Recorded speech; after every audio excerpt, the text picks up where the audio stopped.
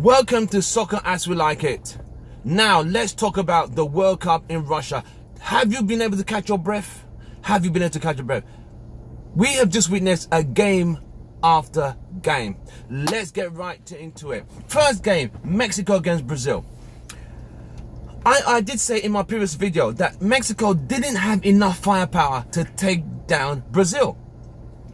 And after watching the last group game in Mexico's group, and when they played Sweden and they were demolished by 3-0, I started to witness some defensive frailties. Yes, they beat a very poor German side, but at the same time they were able to beat South Korea 2-1. But in going forward, I did say Brazil just had a bit much more power to defeat Mexico.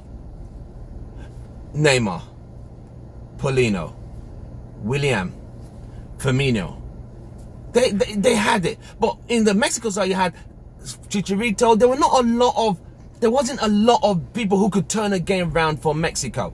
So when the game started, I looked at the game and it was, Mexico, they sparred, they did what they could. As soon as the second half started, Brazil were literally all over them.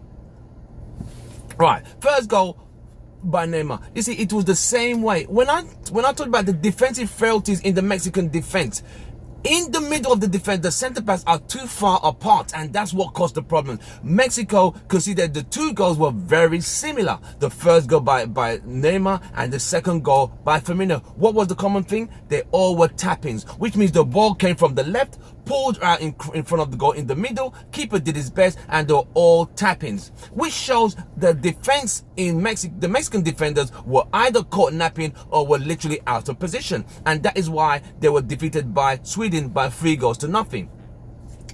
If you're watching this video, don't forget to smash a like on this video, don't forget to hit the notification button, and don't forget to subscribe to Soccer As We Like It, the Man United direction. Right, returning back to the Mexico and Brazil game. So if you notice that game, Brazil, William actually played very well. I was very impressed with William's performance. He was taking defenders on, running, and really causing Mexico a lot of problems. Neymar was up to his old tricks every now and then, falling down like he got shot by a sniper. But at the same time, Brazil were literally much better than Mexico. Mexico were trying to hit Brazil on a break, but over elaboration of passes, overpassing, and no one taking a shot. And that is the reason why Mexico are out of the tournament. And it's goodbye and good night. See you guys in Qatar in 2022.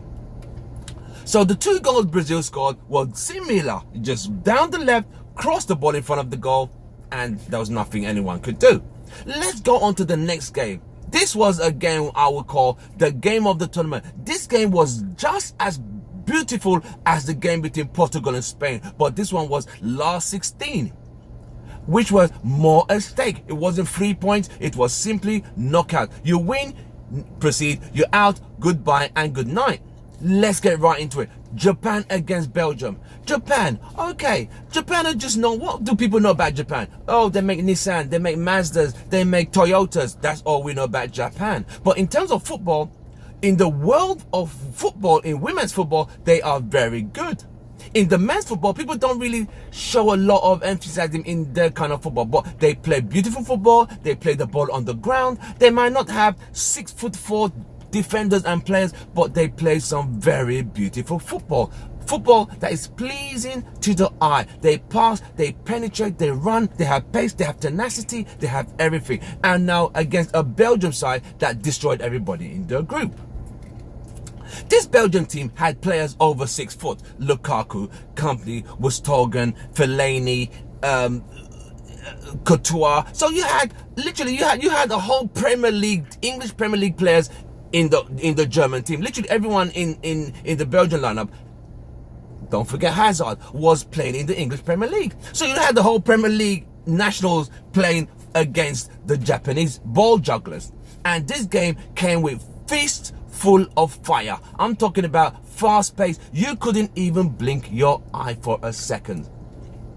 First half, I think the Martinez, the manager of the Belgium team, underestimated the Japanese team by selecting. He didn't even play any defensive midfielders. He kind of thought we're just going to overrun them, but unfortunately it wasn't the case.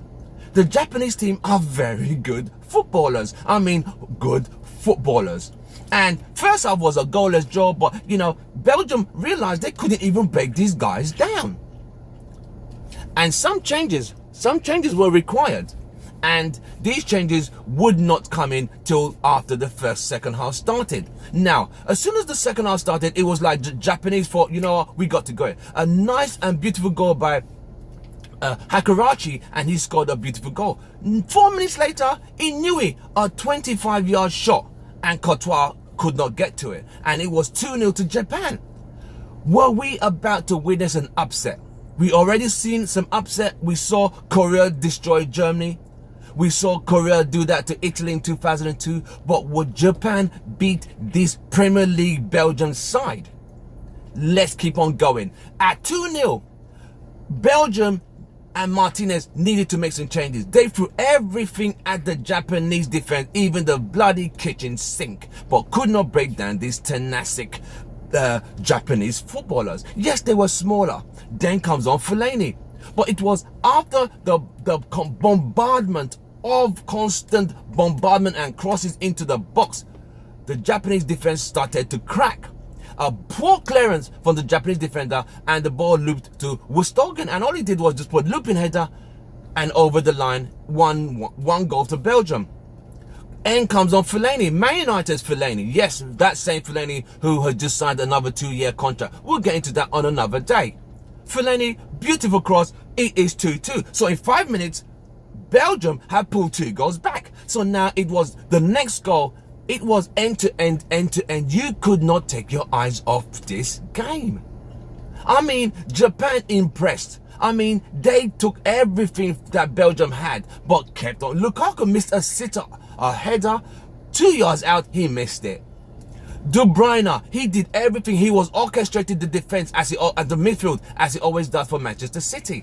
But they could not crack this Japanese defense, and the Japanese kept playing. They didn't change the game. They didn't start doing the long balls, because Belgium, with all the giants they had, started doing the long balls, crossing the balls, and Japanese started sitting further and further back and trying to hit Belgium on a counter.